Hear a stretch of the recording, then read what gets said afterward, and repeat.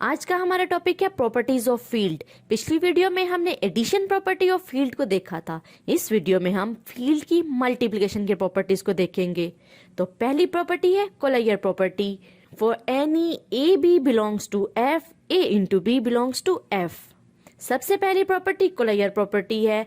कोई ए और B F से बिलोंग कर रहे हो तो ए और बी को ज़रब देने से जवाब एफ से बिलोंग करेगा। इसको एक मिसाल के मदद से देखते हैं। फर्ज कर लेते हैं कि a इज इक्वल टू 2 और b इज इक्वल टू 1 है। a into B belongs to f, 2 into 1 belongs to f, 2 belongs to f। तो ये प्रॉपर्टी होल्ड कर रही है। दूसरी प्रॉपर्टी है commutativity. For any a b belongs to f, a into b is equal to b into a। कोई a b f से belong कर रहे हैं तो हम ए और बी को ज़रब देंगे और बी और ए को ज़रब देंगे तो जवाब एक ही आएगा। मिसाल की मदद से देखते हैं। फर्ज कर लेते हैं कि a इज इक्वल टू 2 और b इज इक्वल टू 1 है। लेफ्ट हैंड साइड को सॉल्व करते हैं। a into B belongs to f, 1 into 2 belongs to f, 2 belongs to f। इसी तरह राइट हैंड साइड को भी देखते हैं। ba belongs to f, 2 into 1 belongs to f, 2 belongs to f। तो दोनों तरह से जवाब 2 ही आया है। Left hand side is equal to right hand side. तो ये प्रॉपर्टी भी होल्ड कर रही है। Number 3 associativity. For any A B C belongs to F, A into B multiply by C is equal to A multiply by B into C. अगर कोई A B C F से belong कर रहे हैं, अगर हम ए और बी का प्रोडक्ट लें और इसको सी से मल्टीप्लाई कर दें, इसी तरह बी और सी का प्रोडक्ट लें और इसको ए से मल्टीप्लाई कर दें तो जवाब एक ही आएगा। फर्ज कर लेते हैं कि A is equal to 2, B is equal to 1 और सी इज इक्वल टू 3 है। लेफ्ट हैंड साइड को देखते हैं। A into B multiply by C belongs to F, 2 into 1 multiplied by 3 belongs to f, 2 into 3 which is equal to 6 belongs to f। इसी तरह right hand side को देखते हैं।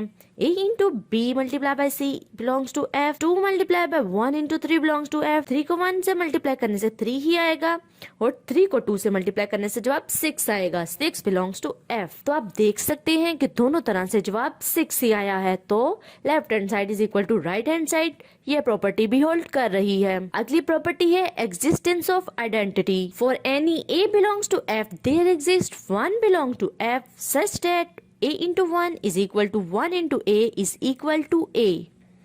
अगर a f से बिलोंग कर रहा है तो कोई 1 ऐसा एग्जिस्ट कर रहा होगा जिसको हम a से मल्टीप्लाई करें तो जवाब a के इक्वल ही आए।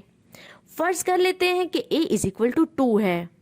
लेफ्ट हैंड साइड को देखते हैं। a into 1 belongs to f, 2 into 1 which is equal to 2, so 2 belongs to f। इसी तरह राइट हैंड साइड को देखते हैं। 1 into a belongs to f, 1 into 2 belongs to f which is equal to 2, so 2 belongs to f। Left hand side is equal to right hand side. तो ये property hold कर रही है। Number 5 existence of inverse element. For any a belongs to f, for a is not equal to 0, there exists 1 over a belongs to f such that a into 1 over a is equal to 1 over a into a is equal to 1। कोई a अगर f से belong कर रहा है तो 1 over a भी ऐसा exist करेगा जिसको f से मल्टीप्लाई करने से प्रोडक्ट 1 आए। लेकिन इसकी कंडीशन ये है कि a 0 के इक्वल नहीं होगा। इसको एक मिसाल की मदद से देखते हैं। फर्ज कर लेते हैं कि a इज इक्वल टू 3 है।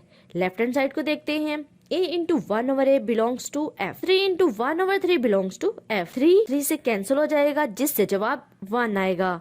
इसी तरह राइट हैंड साइड पर भी करेंगे। 1 over a into a, 1 over 3 into 3 belongs to f। 3 से कैंसिल हो जाएगा जिससे जवाब 1 आएगा। तो लेफ्ट हैंड साइड और राइट हैंड साइड 1 के इक्वल हैं। तो इनवर्स एलिमेंट एग्जिस्ट कर रहा है। Number 6 distributivity. डिस्ट्रीब्यूटिविटी के लिए भी वही कंडीशन और फॉर्मूला है जो कि हमने एडिशन के लिए किया था।